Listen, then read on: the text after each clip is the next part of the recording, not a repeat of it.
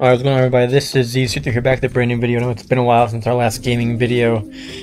We were going pretty strong there with the LEGO Star Wars videos, getting some pretty cool views, but it's been a while.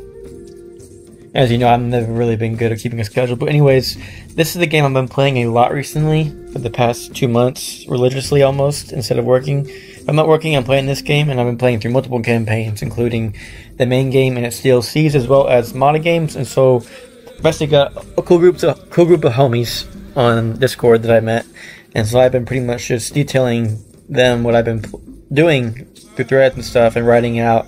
But I decided, why not show the YouTube community what I have been doing. Now this one is Spain. As you can see, I have not played since September 24th, which gives you kind of a clue as to how long I've been playing. I hadn't touched this one since September, so I've probably been going since before September. I would say maybe in the beginning of September. So in this game, obviously, you can play as the Spanish conquistadors in their first attempts to conquer Central America, will become New Spain, and later Mexico. Now, when we started out, we were allies with the, I believe we were allies with the Mayans. Yes, we're allies. No, we're not allies with the Mayans. We're allies with the Telecans and the whatever, bro. I'm butchering those names. But we started out, I think, with just Veracruz in the very beginning. Let's go to our family tree. Yeah, we started out with Viceroy Diego the Honorable. He died. And then we had Viceroy Pedro, Governor Roy, and Garcia. And now they've had one son, and now this guy has one son, Antonio. So we have 3 dudes, pretty much, within the family at least. So we started here and began conquering peasant-held native cities here, here, and here. And then we even came up here and conquered this one, because they were trying to take it. I'm like, well, I want to get it first, so we took it. Francisco took it. Is he a family member? He's not. He's just a conquistador. We have an army here. And so we're allied with these dudes who have been at war with the Mayans. I'm going to go ahead and do toggle file so you can toggle fog of war so you can see everything that's been going on. As you can see, the Mayans are on their last breath, really. Where's their capital? I think the capital's already been taken. Yeah, this is the capital of the Mayans, and they have been wiped out by our allies, who we have now pretty much put up as puppets, and they're pretty much the new ruling faction. Eventually we will betray them to conquer everything. And there's also these guys who we decided to ally with, and there is the Comanche, which are the Native Americans. Are they at war with the Comanche? They are not. They are at war with another tribe. The Apaches. So they're actually allied with the Aztec, which is not good, but we have been sending some missionaries up here to enter into trade deals with the Aztecs. Not too sure what we're going to do with them just yet. As you can see, our allies are now one of the strongest factions. Faction rankings. See, the Mayans took a big dip. Let's show all the factions. So we are obviously number 1, they're number 2, and the Aztecs, the Apaches are actually tied with them. The Mayans, big dip here. Sorry, the Aztecs, big dip here as they've pretty much been defeated. The Mayans are slowly building up forces. Got some pretty strong ships here. Obviously, that's really big of a deal. Ship combat is really much of a thing here. Yes. Yes, my lord. And so we've got the Viceroy here with Antonio. Your orders? And it looks like they are probably going to attack me soon, so I will be at war with them eventually, which should not be that big of a deal. Oh, I didn't even know there were all these settlements down here. Oh, here's the English.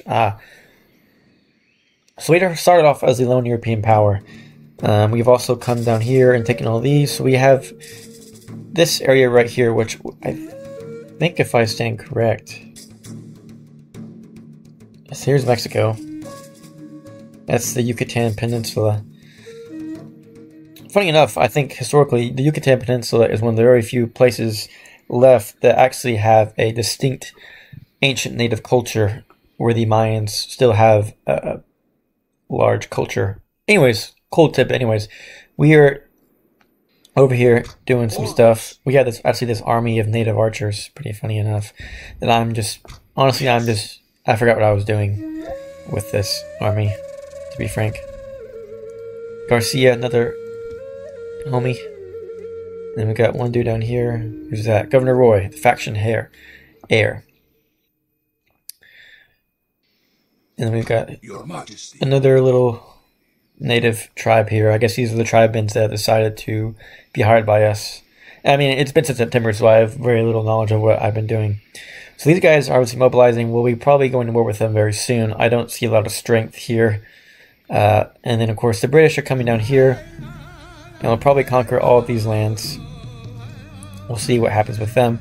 We also started with Havana, which is our capital.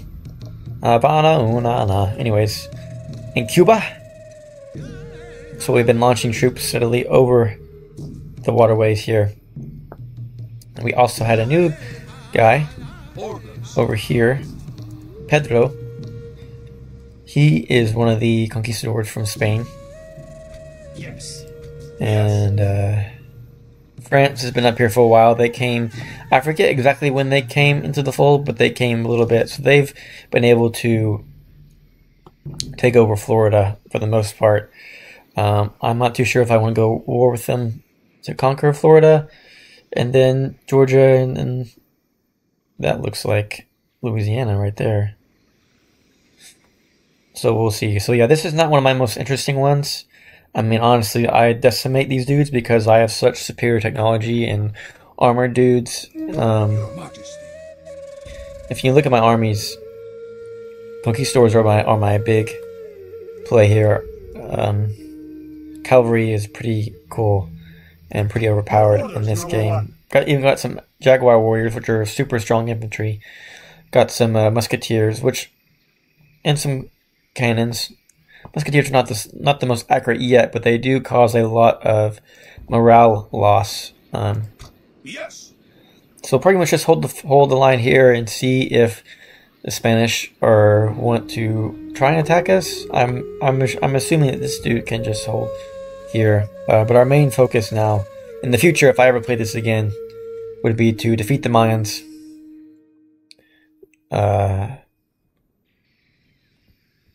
And then yeah, so that's my first playthrough. We're gonna go ahead and quit and go into our next game. In this video alone, I'm gonna be showing you all of the normal campaigns within the DLCs, and then I'll later do a mod, which is a lot more playthroughs, So I'm gonna quit the program, and we'll be back with either my native campaigns or the Crusades.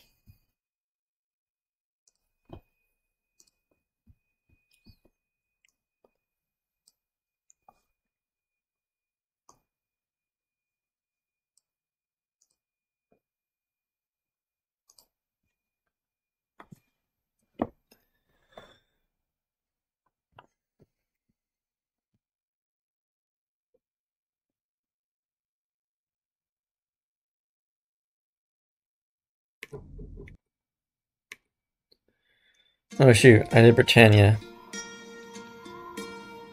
I mean, we do have a campaign here. I can show you guys this one. I meant to do the Crusades, but that's okay.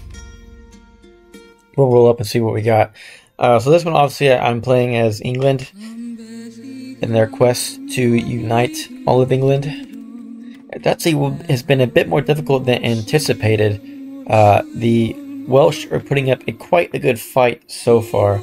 If you look at my family tree, King Henry, Prince Edward, Philip, Edmund, and Richard, who we just put in the real story. We know that King Richard became the king, went on the Crusades, almost lost his kingdom. Anyways, here he is, Richard, Knight of the Crusades. He's been leading Wow, that's so loud. He's been leading sort of the first charge here against the Welsh kingdoms. We took this castle here, but now it's being assaulted. I realized that what I should have been doing is focusing more on our archers here, because we do have some of the best archers in the game. So archers and cavalry. So we've got a pretty good sized force here. John here will obviously begin attacking. I think we're going to go for Montgomery soon. Also got a guy up here, Walter, who is building up his force, and will move down. So hopefully soon we will be able to take out the Welsh, which will then give us access to Welsh bowmen, who historically were one of the best bowmen of all time. We've got pretty much all of normal England here. Nottingham, London. The coast up here is the Scottish, who we are not at war with yet. I do not want to tangle with them. They're actually at war with Norway, and it looks like they're doing a pretty good job. But here comes a big fleet, which I'm assuming each of these has an army in it or something along the line. So they're probably about to get steamrolled if they don't do something quick. There's the Isle of Man. Big army right there. I need to do something with that. But the most battles that we've been having so far is with the Irish. We were able to start out here, Trim and Dublin, and we were able to take Enthery, Derry, and now we're trying to take Lifford with this dude. 51. So we have a lot of old generals over here. So we have one general over here, I believe. Yeah, we only have one general.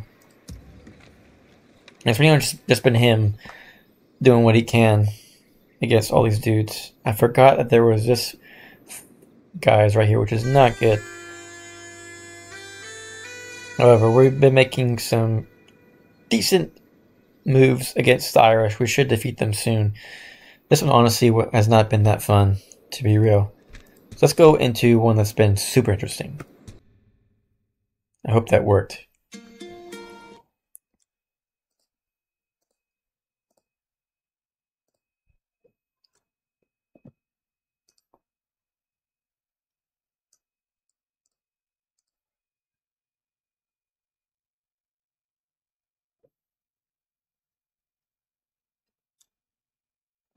All right.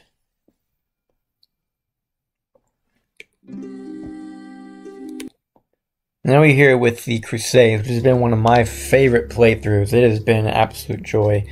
Let me just make sure everything's working. Go ahead and load game into the Crusade. Now, I haven't played this one since September either. Wow. I didn't realize it had been that long.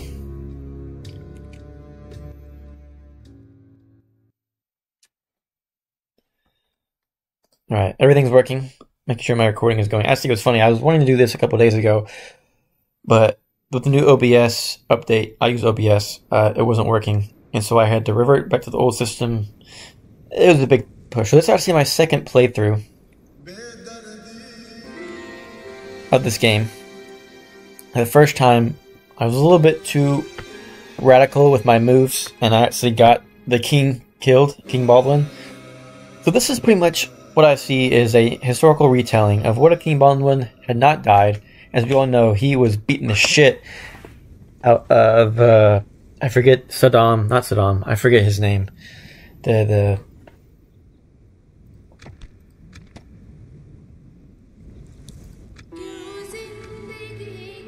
general he was facing of the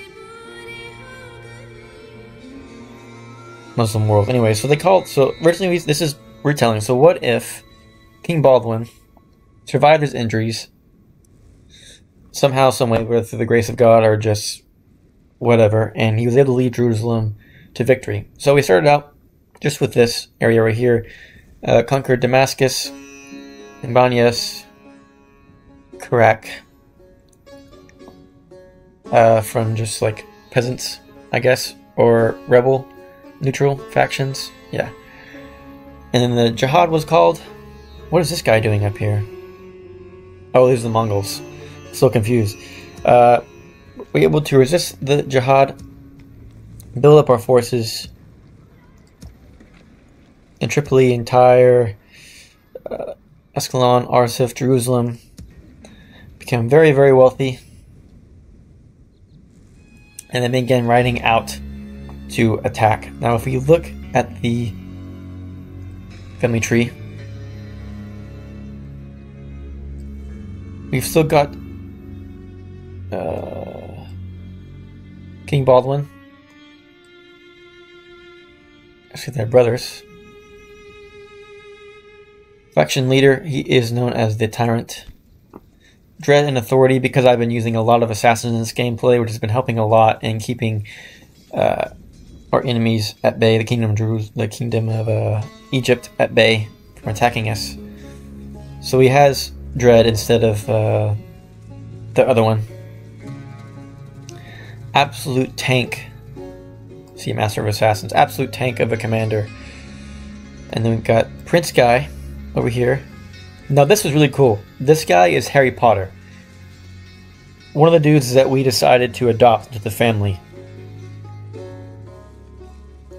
It was honestly so cool that normally when you recruit dudes, their stats will be pretty low, but this dude was already like up to here and everything, and so I'm like, holy crap, he's super, like his skills are already so high, and so now he's been increasing and is one of our best commanders. And then here is his son, Barnaby Potter, who obviously is also a young, promising lad, very loyal, good command so far. Samuel, another son.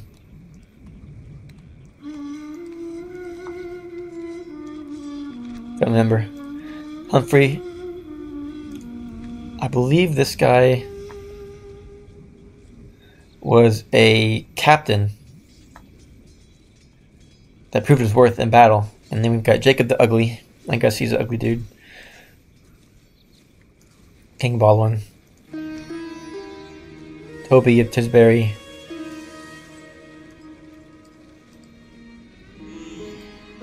We also had King Richard here. So actually it was honestly a stalemate for the most part until King Richard arrived. And then with his prowess, he was an extremely skilled commander.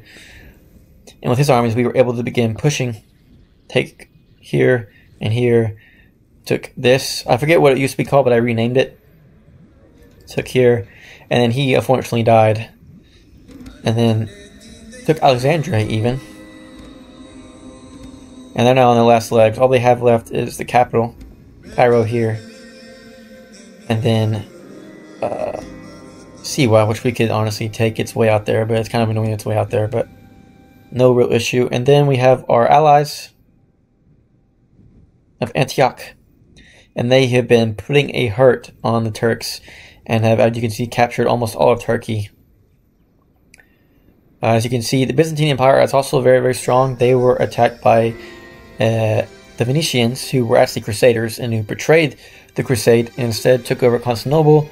But the Byzantines were able to defeat them and now control this western coast of Turkey and the northern coast up here, and then even into this area, which I think is modern-day Georgia, if I do believe. And then the big issue that also arose that I did not know was coming was, in fact, the Mongols.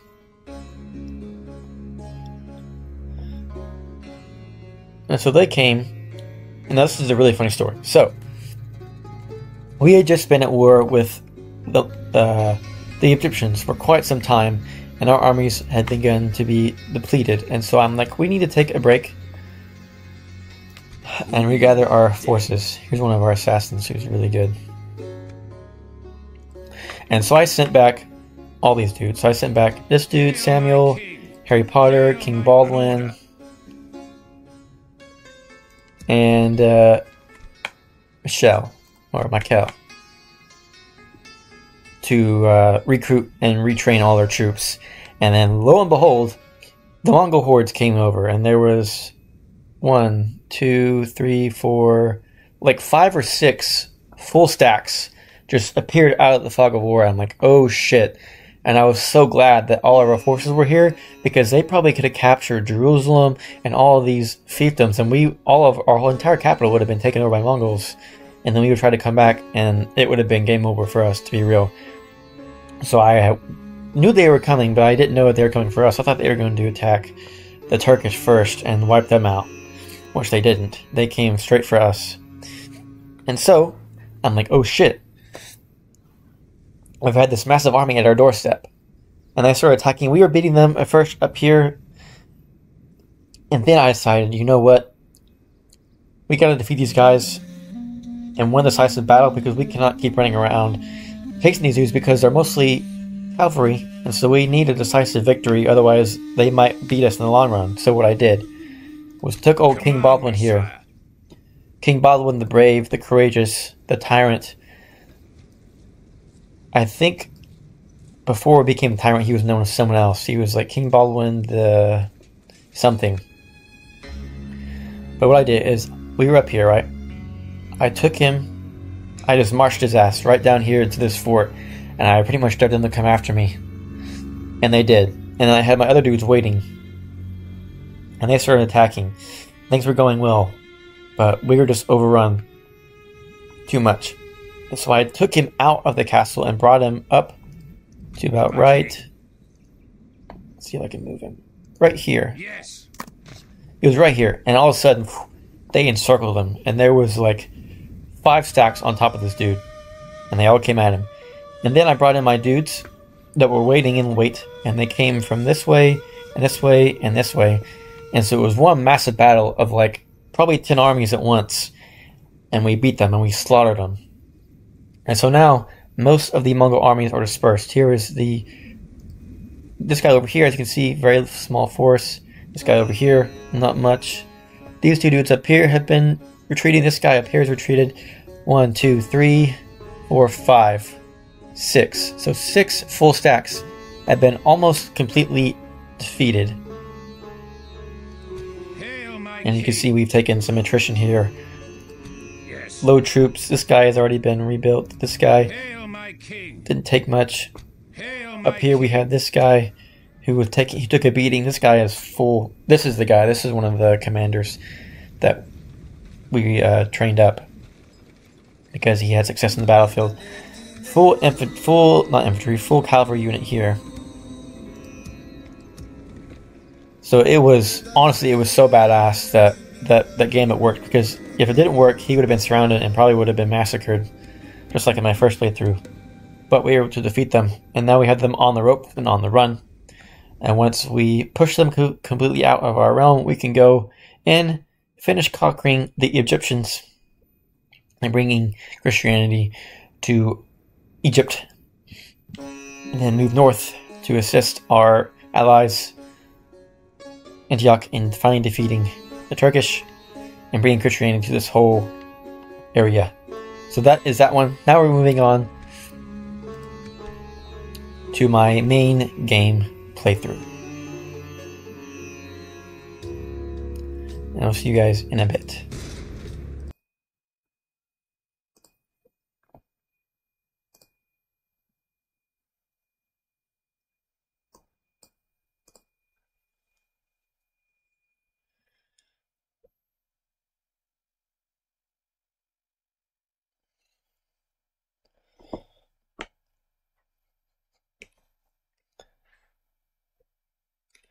Alrighty guys, welcome back.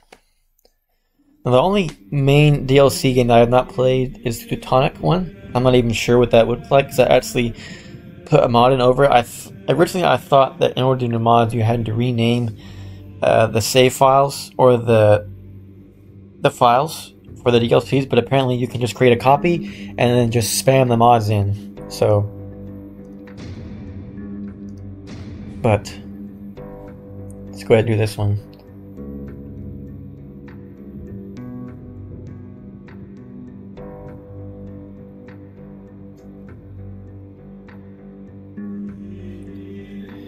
I've done England. One sec.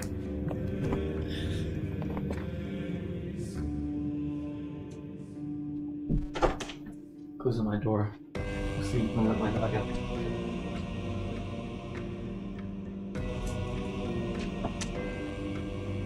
I did England originally, but honestly, it was so annoying to try and take land while also dealing with the Pope. So I was like, screw that. So instead I decided to do the Byzantines, who were not Catholic but Protestant. And this has been a super fun playthrough.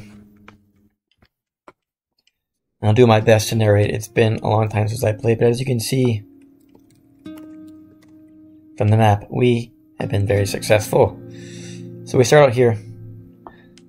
Byzantine Empire, obviously, being the last remaining of the Roman Empire, formerly Roman Empire, which split in half. So we are the eastern half of that empire, still remaining. So we started with our capital, Constantinople.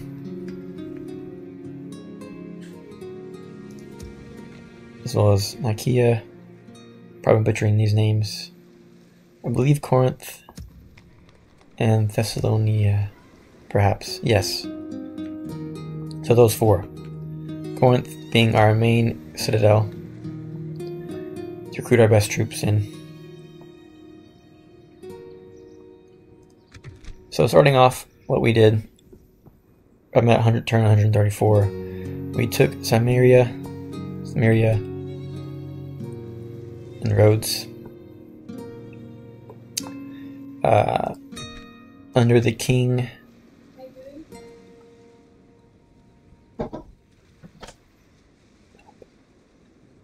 close it, please. He's fine. He's fine.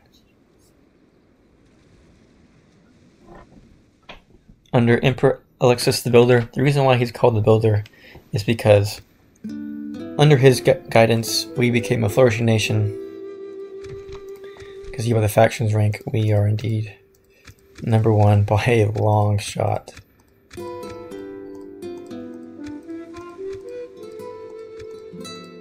No one's even close to us. Production, super high. Territory, finance, it's getting up there. Now look at the Turks, used to be way up there. Population. So he was known, obviously, as Emperor Alexis the Builder, because he brought prosperity and made this the most financially stable, production, greatest empire in the lands. And we were not at war yet, I believe. And he died before we ever got into war. And then his son, Emperor John the Scarred.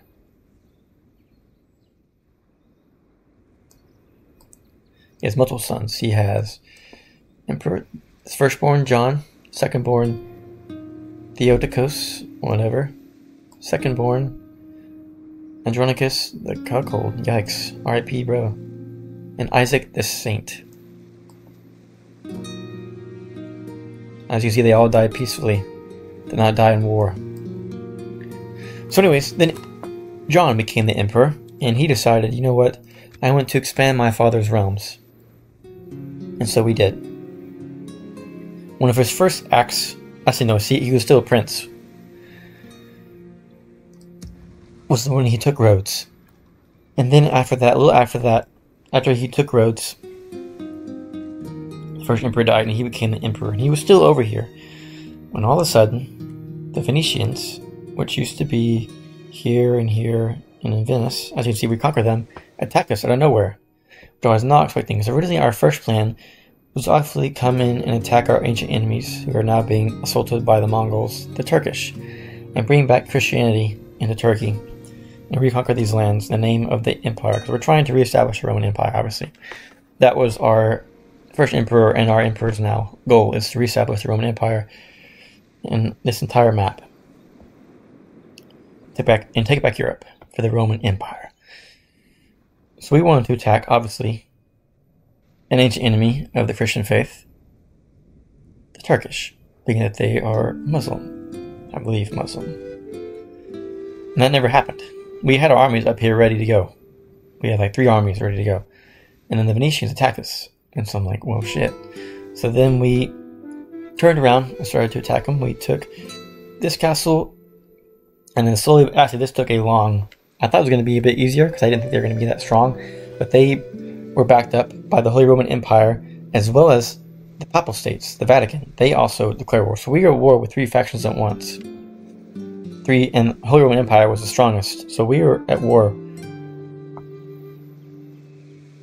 3 factions at once, and it was a long haul.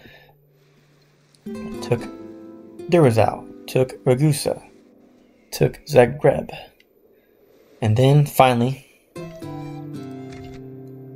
under our second emperor, John the Scarred, we were able to take Venice and Bologna, and Venice was destroyed. Sorry, Vienna. So we destroyed them. And then we moved down here and took Naples with the prince.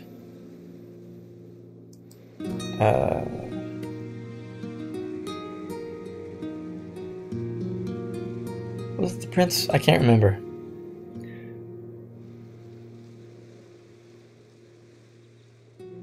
Anyways, so we took Naples, then came down here, and we took Sicily. There actually is a really cool story here. As you can see, there's Sicily. Sicily also declared war on us for some reason, and they have territories down here, which I'm not really worried about, to be honest. Anyways, so we had a full stack of an army here. When we took Naples, then we moved him down quickly with a armada, Navy ships down, took it here. And the Venetians, just so happens, sorry, not the Venetians, the Papal States, the Vatican, just so happened to have an army, and we took Naples. And we only had, like, maybe, let's see, we had 3 archer units and 2 infantry units, so only 5. Your orders, noble one. Orders. Right? Your Majesty. It was these dudes. So think about the 2 infantry and then 3 archers. Yes. 2 of the archer units immediately died with their catapults. And so we had 1 archer, we had, well, 1.5. 1 archer unit was then trying to retreat down this hallway as our cavalry massacred them. And so all we had against this army of like a couple thousand, or maybe just 1,000, wasn't that big. But it was 2 infantry units and the archers. So what we did, if you can imagine it, was in the town center we had our 2 infantry units hold, and I just spammed rally with my lead dude, and then the archers in the back firing. So they came in the front, and then eventually they came in from the side, from the left side. So my archers were trying to just pin and do as much damage as possible. And we killed 700, but eventually we lost, and it was really cool. I was even playing really cool music. Last of Samurai theme song while I was playing. It was really, really cool that they survived and almost won the day. We killed their enemy general, which was like the leader of the entire papal forces was killed. So they are... I thought about taking them, but also I want to do that last. I want Rome to be one of the last places we take. So I sued for peace, and they said sure. And then I sued for peace with the Roman Empire, Holy Roman Empire, and they said sure. Because I want to just relax. One of the sad stories was actually our second emperor, let's see, Emperor John, wanted to return home after pretty much his entire life being away from home and making war. And so I was sending him back to Constantinople because he wanted to see the great city one last time. And he got right about here. And he died. And that was really sad. And then it happened again. No, I thought it was going to happen again with the second emperor. He was not emperor for very long. But he was able to return home and live his final days out in Constantinople. We now have our 4th emperor, Nicholas, who at first did not seem to have a very promising future, but all of a sudden he now has, being the faction heir, thrust upon him. However, he has some very strong commanders,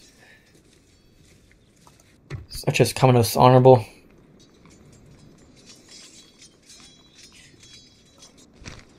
Pelicos the Builder, his son, this guy the Wrathful, this guy over here, Prince Romanus, he's the prince. Faction heir. Why the heck is he the faction? Oh, because he doesn't have the son. That makes sense. So all of a sudden now he's the faction heir. This guy... We don't have a lot of great commanders, let's be real. A lot of our old commanders... This is our best commander, let's be real. And the Emperor. But a lot of our best commanders have all died. All of his sons have also died in their many wars. Most of them never getting to return home. So it's been almost the tragic tale of this family. They're conquering the world. At the end they just want to see home, and they don't really ever get to go see home. But they know what they're doing is for their sons, and that one day their sons will inherit this great kingdom that they are building. So we were doing that. And we're trying to sue for peace because here comes the Mongols. As you can see, they have absolutely decimated the Turks and are nearly about to wipe them out, as well as attacking Jerusalem, which, as of right now, has been under control of the Holy Roman Empire, who have, at one point, actually had won and had taken over all of Jerusalem and then into Egypt. They're now being beaten back by the Mongols. And so the Mongols are attacking. And so we wanted to move in all of our forces back here to attack the Mongols at their back, because obviously they're moving up to attack the Turkish, to defend our lands, to make sure that Constantinople does not fall to the Mongols, like I think it did in real life.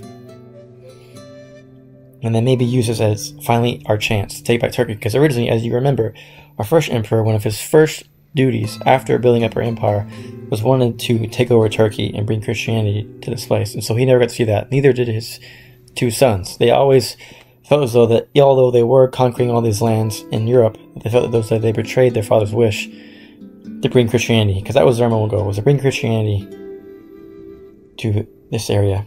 So now they finally have a chance.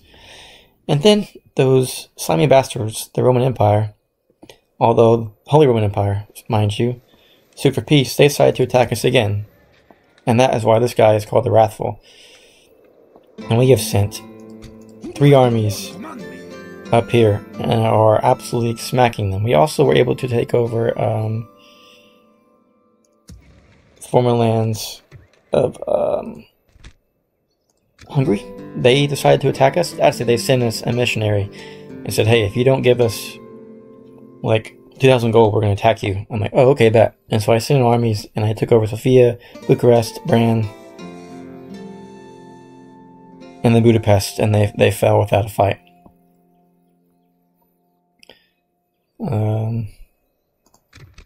Diplomacy. We were allies with England, the Moors, who were actually Muslim, Portugal, and Poland. As you can see, Poland, wow, have been doing some work against the Russians and have taken a lot of Russian land, so good for them. And we have the Danish over here, who I believe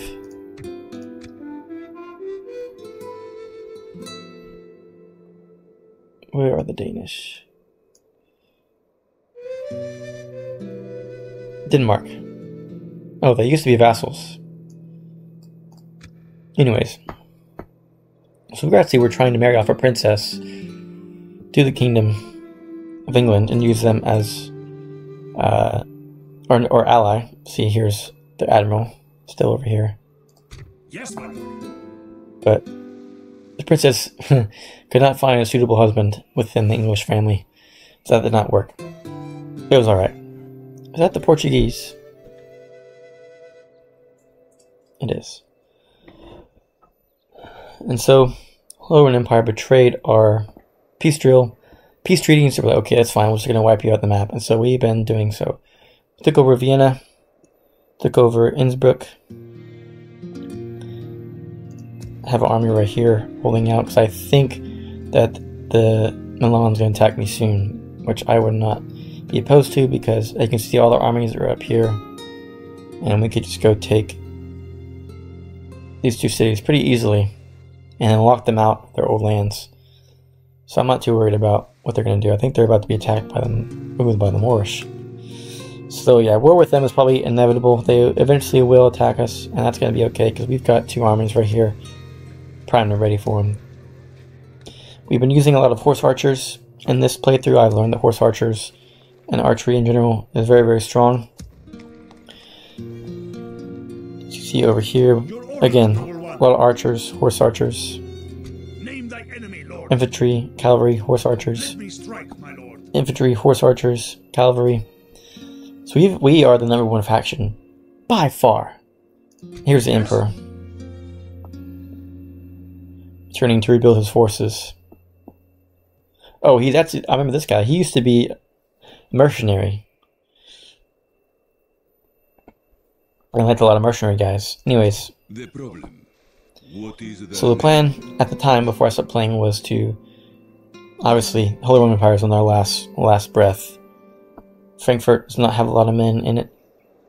Staufen, Metz, Antwerp, their armies have been absolutely decimated by me. We've had quite a few battles in this area right here, and we've decimated them. In fact, Venice put up a lot better fight than them, probably because they had two kingdoms backing them at the time, but Holy Roman Empire, I was very concerned about them. If we go the faction tier, let's look at our initial enemies, which are Venice and the Papal States. Military rankings. You see Holy Roman Empire was very, very strong. And this dip right here is when we finally attacked them in the second war. And here's the slow, look how slow this is. The slow decline. Their forces. That's how long the war took. It took 60 years to defeat them. It's a long time, you guys. And then look at all this. And now they're finally being absolutely smacked. So they should be defeated within the next 20-30 turns, which will be a few years, but they're going to be destroyed. Germany will be ours. Continue our alliance with Poland. Probably move into Milan, defeat them. Help the English defeat the French. Probably, if we do get some French lands, I would say gift it to them. I think they're at war with Spain. Let's look. Diplomacy. Yeah, no, they're allies with Spain. And Milan. And us. And Portugal. So France is getting just smacked by everybody. So the only issue is, if I attack Milan, will that destroy our alliances? So we'll have to let them attack us, and hopefully England does not join them in the war. But obviously, the Roman Empire will be destroyed. We now have our armies primed and ready over here. We've got one army here, 3, 4 armies. This army does not move. I keep a full stack in Constantinople at all times. So these armies are gonna very soon march. Oh, we have another army. So we have like so many armies. Our military might is crazy strong. I've never been this dominant before, but it took a long time. Again, the war with Venice was never guaranteed. But we were able to win out in the end. We were through some key battles, key victories. So this has been really, really fun, and it's been a long time. 130 for 4 turns from the first year to now. Turns. So that's not years. I forget how many turns equals a year. So it's not been 60 years, but it's been 60 turns. So it's been quite a few turns, and we've had, how old is this guy? 44. Probably got him at 20. He died probably around 60. So it's been at least 60 years, I would say, in total time. Maybe 40. This has been a super, super fun playthrough and been one of my favorite of all time. But that is all of the normal campaigns, DLC campaigns. So in the next video, I will show you all of my modded campaigns, such as a lot of Game of Thrones, Lord of the Rings, Skyrim even. It's been super fun. This has been one of my favorites. I remember when I first played this game, I was honestly not a fan of it just because I didn't understand it as much, and so I wasn't really all that great of it. Deleted it from Steam And then once I decided to give it a try again, I've been playing it nonstop, and it's been one of my favorite games of all time. At least turn-based strategy games. I've always enjoyed medieval history games. This is obviously the best in my opinion. So yeah, thanks for watching. Leave a comment and like if you enjoyed the video. Share some of your really cool playthroughs if you have any. And I hope you enjoyed me nerding out real quick with my love for medieval history games. And getting to, that's why, like, you get to rewrite history. So what if this Byzantine Empire had not failed and been able to reinstall their own empire? So yeah, anyways, again, hope you guys enjoyed the video. Leave a like if you don't mind. Subscribe for more content, as I will be uploading this video today, if I can, if not tonight. And then maybe in the next coming days, record and show you guys my deals, my modded playthroughs, which are even cooler, almost. So yeah, thanks for watching. See you guys next time.